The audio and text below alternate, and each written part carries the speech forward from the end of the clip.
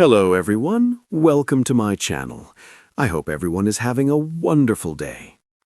It was another high-energy evening on The Chase, and the studio buzzed with anticipation. Fans cheered, cameras whirred, and the scent of popcorn, if you squinted, seemed to drift through the air. Bradley Walsh, the show's ever-charismatic host, was perched at his usual spot, grinning at the contestants with a twinkle in his eye. Tonight's lineup looked promising. There was a doctor, a history teacher, a magician, and, most notably, a young man with an unfortunately tricky surname, Fitzwinkleberry. Bradley, always ready for a laugh, thought, well, this could be interesting. The first rounds went smoothly. Contestants answered questions on Shakespeare, geography, and even the inexplicably popular which came first, the chicken or the egg debate. But it wasn't until Bradley turned to introduce the magician that the evening took a wild turn. And next we have, Maximilian, Bradley hesitated, glancing nervously at the cue card. Maximilian Fitzwinkle? He squinted, tilted his head, and looked at the contestant, who politely nodded, bracing himself. Fitzwinkleberry, Bradley finally blurted, his mouth twisting like he'd just tried to swallow a particularly sour lemon. The audience erupted. The contestant's face went from polite patience to mild horror as Bradley's laughter bubbled uncontrollably. "Oh, come on," Bradley wheezed, clutching his sides. "I mean, honestly, that name. Tell me someone out there can say that without sounding like they've swallowed a tongue twister." Maximilian, the magician, tried to maintain his composure.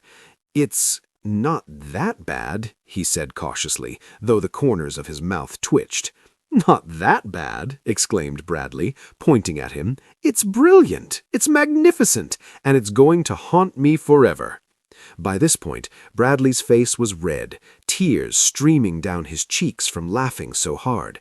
The audience was howling, and even the chaser, staring from across the studio, couldn't suppress a grin. Bradley bent over, gasping for air, each attempt to speak only making him laugh harder. "I feel like I should bow to the genius who invented that name, Fitzwinkleberry. It's like a dessert and a math problem rolled into one." He clutched his forehead dramatically, letting out a wheezing theatrical sigh. The camera cut to the contestant, who now looked more embarrassed than ever. "Honestly, I hear it every day, but I didn't think it would have this effect," muttered Maximilian. "Effect? Mate, it's nuclear. I'm going to need counseling after this show." He stumbled toward the contestant, trying to compose himself.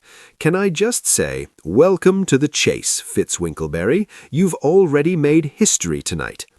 Even the chaser, usually stoic and intimidating, raised an eyebrow, clearly fighting back laughter.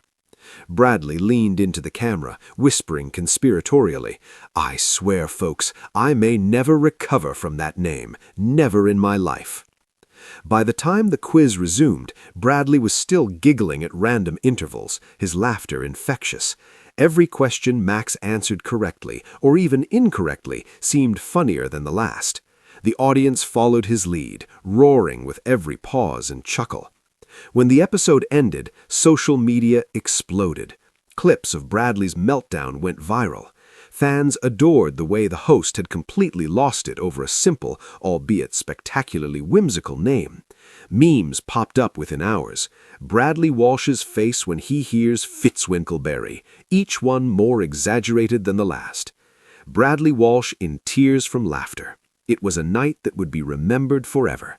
And for Maximilian Fitzwinkleberry, the magician with the unforgettable name, it was a debut on The Chase that no one could ever forget, including Bradley, who probably spent the entire night repeating the name to himself and laughing until he cried all over again.